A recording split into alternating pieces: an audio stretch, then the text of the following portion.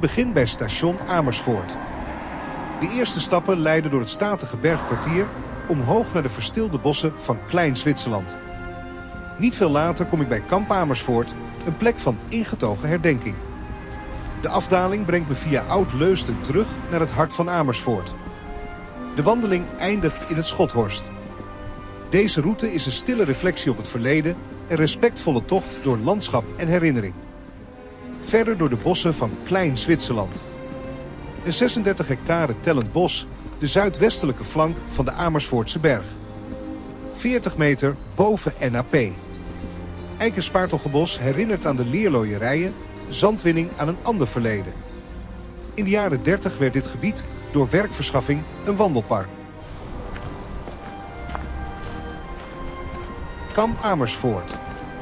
Een naam die voor altijd is getekend door de gruwelijkheden van de Tweede Wereldoorlog. Op deze plek, aan de zuidrand van Amersfoort, stond het langst operationele concentratiekamp van Nederland. Een helsoord waar een onmenselijk regime heerste, gekenmerkt door honger, mishandeling, dwangarbeid en nietsontziende executies. 652 levens werden hier op barbaarse wijze beëindigd. Tienduizenden anderen werden vanuit het doorgangskamp naar een ongewisse toekomst van dwangarbeid gestuurd. Velen zouden nooit meer terugkeren.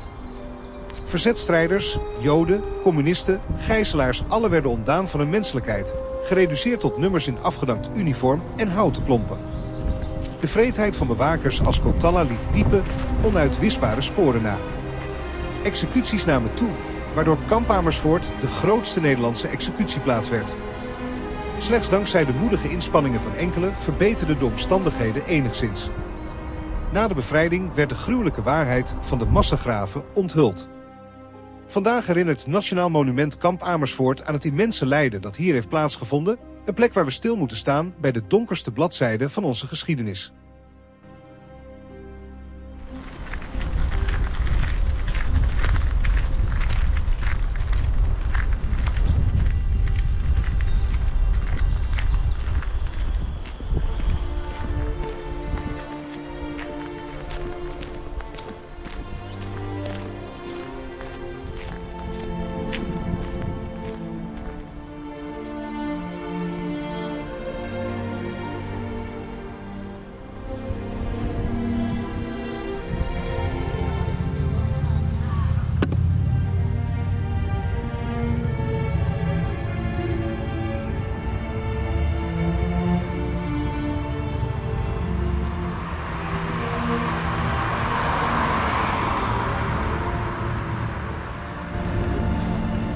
Ik ben in het centrum van Amersfoort.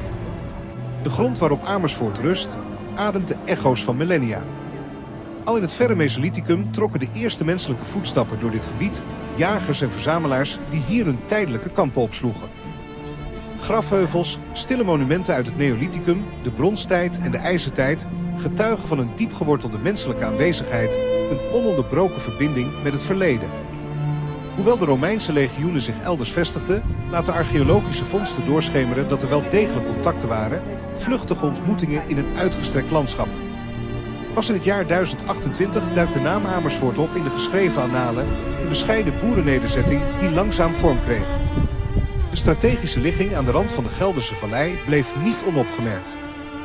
De bisschop van Utrecht zag het potentieel en vestigde er een van zijn machtscentra, een fundament voor de latere ontwikkeling. In het jaar 1259 ontving Amersfoort de stadsrechten, een cruciale stap die de nederzetting transformeerde tot een ommuurde vesting. Stenen wallen rezen op, omzoomd door grachten, een tastbaar bewijs van ambities en bedreigingen. Poorten als de Koppelpoort en de Monnikendam doorstonden de tand des tijds, stille getuigen van een roerige geschiedenis waarin stadsbranden en oorlogen hun sporen nalieten.